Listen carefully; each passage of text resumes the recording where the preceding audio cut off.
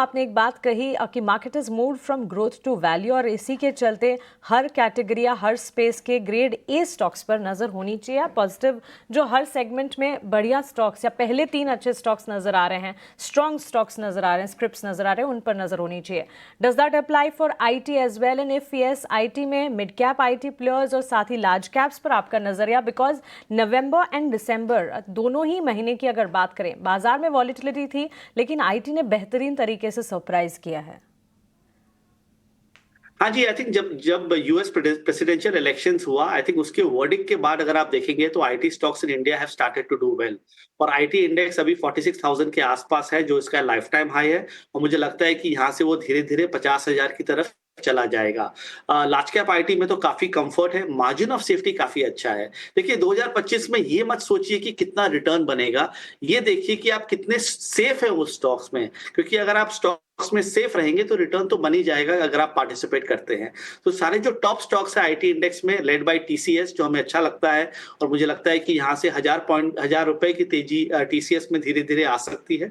It has been a stock that we have recommended multiple times in the past. HCL tech, tech Mahindra, हमें ये सारे stocks अच्छे लगते हैं। और मिड कैप आईटी में Mastek, eClerx, FL India which is a very good play on AI, I think हमें अच्छा लगता है, और मुझे लग रहा है कि ये सब स्टॉक्स में भी अच्छी तेजी बनेगी। सो आईटी में तो एक बड़ा ट्रेंड है, और लग रहा है कि ये आउट परफॉर्मेंस अभी बना रहेगा। एंड अपार्ट फ्रॉम आईटी एक और सेक्टर है जिसके बारे में हम काफी बुलिश है, वो है रियल एस्टेट। रियल एस्टेट में अगर आप डीएलएफ को देखें, लोढ़ा को देखें, शोभा डेवलपर्स को देखे, गोदरेज प्रॉपर्टीज, ओबरॉय रियलिटी, काफी अच्छे ट्रेंड्स हैं। मुझे लग रहा है कि इंडिया के लिए रियल एस्टेट एक स्ट्रक्चरल स्टोरी है, तो 2025 में भी यहाँ पर अच्छी रिटर्न्स बननी चाहिए। उठाएंगे अप्रोच किस तरह से चेंज करना है, या फिर जो माइंडसेट अभी है ज्यादा कुछ बदलाव करने की जरूरत नहीं है? नहीं, मार्केट का जिस तरह से डेटा निकल के आया है 6 हफ्तों में, लग रहा है कि थोड़ा सा अप्रोच चेंज करना पड़ेगा, क्योंकि हुआ क्या है कि market has move from growth to value. So जो high value high P stocks जो थे वो अंडर परफॉर्म कर रहे हैं। आपने देखा होगा एशियन पेंट्स हुआ, और ऐसे कुछ स्टॉक्स है, एचयूएल में क्या हो रहा है, या ऐसे कितने सारे स्टॉक्स है जो ग्रोथ हम लोग मानते हैं जहां पर अंडर परफॉर्मेंस है, और जो वैल्यू सेगमेंट है, जो वैल्यू सेक्टर है, उसमें ज्यादा आउट परफॉर्मेंस है। 2024 एक ऐसा साल था जहां पर हर तरीके के स्टॉक को हम लोगों ने नैरेटिव्स के बेसिस पे वहां पर बहुत बड़ी अप ट्रेंड आई।